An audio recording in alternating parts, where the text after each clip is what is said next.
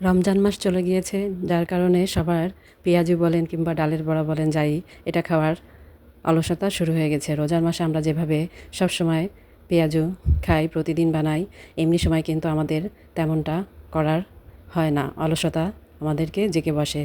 তো যাদের পেঁয়াজু খেতে ইচ্ছা করে কিন্তু সবসময় বানাতে ইচ্ছা করে না, আজকের ভিডিওটা তাদের জন্য। আসসালামু আলাইকুম, সবাই কেমন আছেন? আমি তো আলহামদুলিল্লাহ অনেক অনেক ভালো আছি।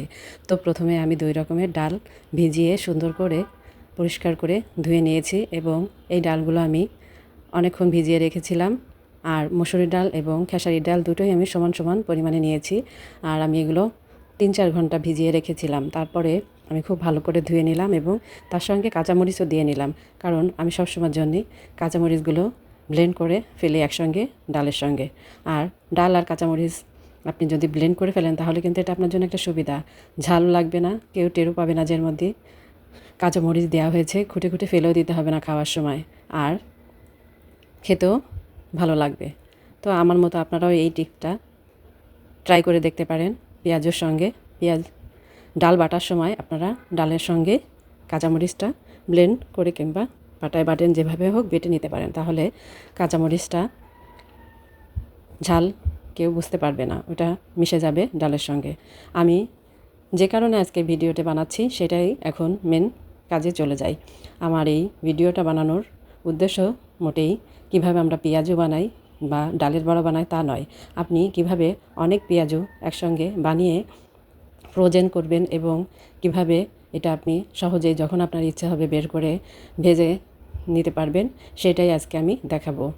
তো বেশি কথা না বলে, যেভাবে আমরা পেঁয়াজু মাখাই, মরিচ পেস্ট দিয়ে সব কিছু দিয়ে মাখিয়ে নেবেন এবং এইভাবে বড় বড় পাত্রে আপনি এগুলোকে সুন্দর করে বড়ার মতো করে করে রেখে ডিপ ফ্রিজে আমাদেরকে শক্ত হওয়ার জন্য রেখে দিতে হবে।